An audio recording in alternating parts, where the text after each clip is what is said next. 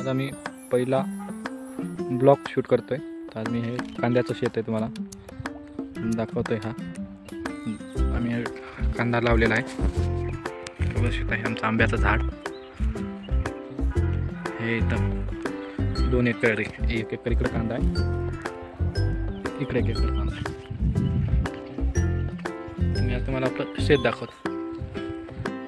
ही आमची बैलगाडी तर बरेच दिवस झालं बंद पडली, ती आखरी तुटली। हे आमचा ऊस, तर तुम्हाला ऊस दाखवतो। हे आमची ऊसाची 92,005 जात आहे। इथं एकरभर वर एकरभर 2 एकर ऊस आहे, बघू शकता।